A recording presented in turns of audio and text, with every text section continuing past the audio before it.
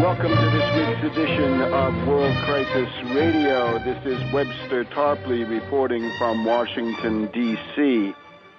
The primary series of developments this week, the unfolding of the world economic depression, the breakdown crisis, the disintegration of the Anglo-American banking, currency, and derivatives system rolls along. This primary reality, much denied by the hysterics of left and right, from the Wall Street Republicans, Wall Street Democrats, to the reactionary Republicans and their fanatic wing in the Tea Party. None of them want to know that we're in a depression. That's where we are.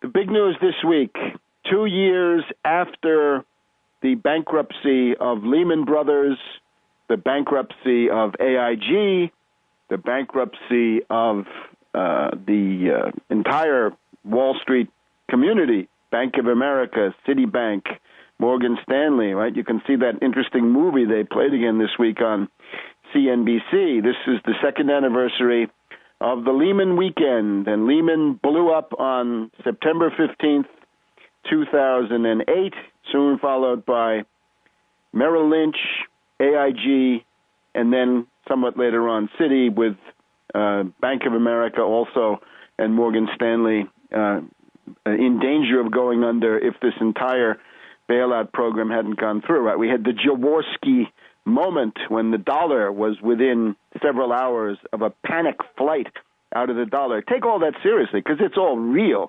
None of that is invented. It's a real, honest-to-God economic depression.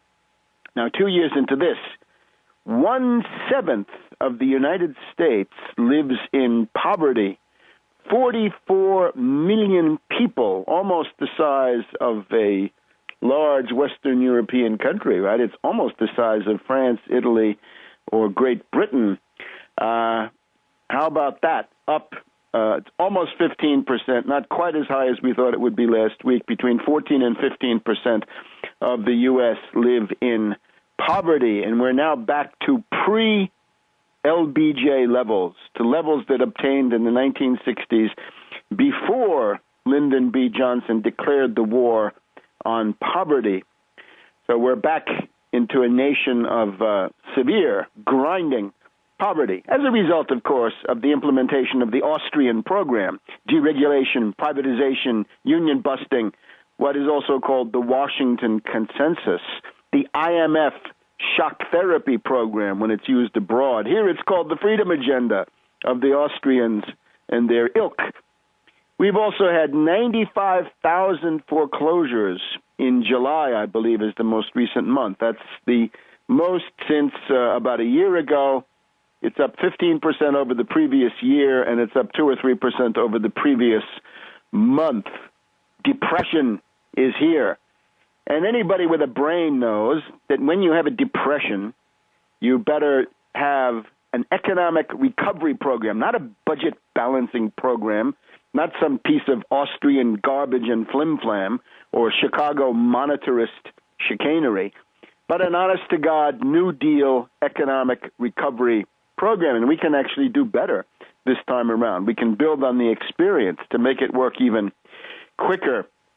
We've also got 1/6 of the U.S. population lives in a home that receives some form of federal assistance in the form of entitlements. Now, this is Social Security and Medicare primarily. And the reactionaries this week are wailing that this is terrible because it's actually 44%. Sorry, got the figure wrong. 44% of the U.S. Lives in a household where some form of entitlement money comes in. The reactionaries say this is an insuperable obstacle. How can we destroy these people? How are we going to destroy these entitlements and channel the money into bigger and better Wall Street bailouts and foreign wars if people have a vested interest in this?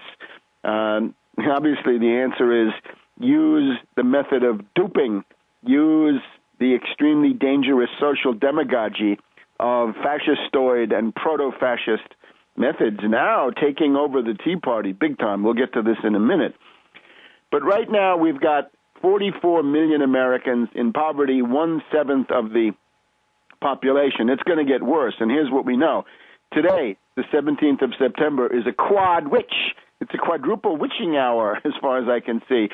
And gold has been hitting new highs this week. The most recent, 1283. A couple of days before, it was at 1270. This is because, to some degree, the Federal Reserve is going to have a meeting next week on the 21st of September where they're going to begin, perhaps, to reveal what they will do next, since the depression is getting deeper and deeper. Even they have to respond to this for all kinds of political reasons. Will they go for QE2? Will they go for quantitative easing Mark II, which will involve possibly a purchase of $1 trillion of bonds? And will it be Treasury bonds, or will it also be dubious mortgage-backed securities? That has something to do with the fact that gold is up. We've also had the yen. Big action this week in the yen. Self-defense by the Bank of Japan. Given the weakness of the dollar and also the weakness of the euro, the yen has been at a 15-year high compared to the dollar in the past 10 days to 2 weeks.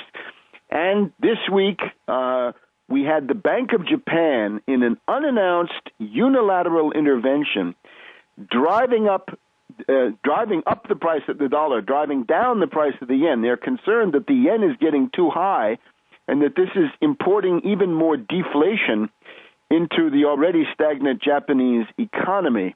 Now, these are not the methods that I would recommend. If you want to do something for Japan, gear up high technology exports, create a 0% credit facility, pick some countries in Africa, South Asia, Latin America, start your export machine, get back to full employment, get some optimism going, use those methods. Consider it a kind of a lend-lease program in peacetime, but you finance it through 0% credit issued by the central bank. You take your unemployed workers and your empty factories, put them together, and manufacture, raise the standard of living even further.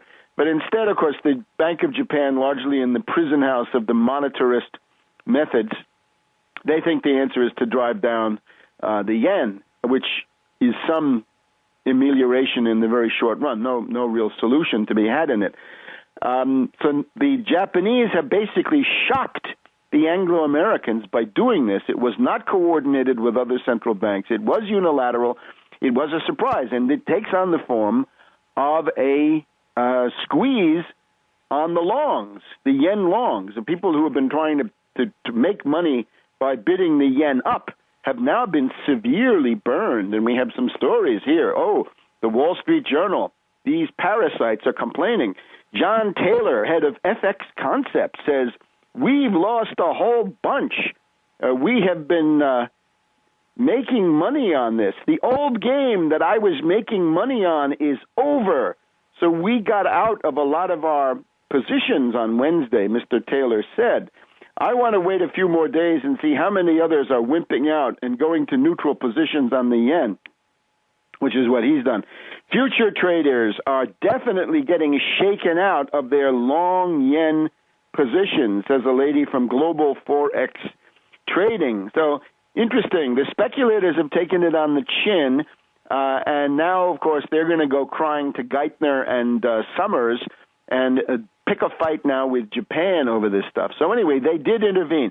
For the first time in 6 years, the Japanese have tried to do something to manage their currency. Now, you put this together with China. Remember the attempt by Tiny Tim TurboTax Geithner to bully China earlier this year to make the renminbi, the Chinese people's dollar, the yuan, go up. It's failed. It hasn't gone up. Now here's another Asian giant lining up against the free market and in favor of a managed currency, because that's what you need in the depression. Free market is bunk, and it's junk, and it's losing support. Back in a minute.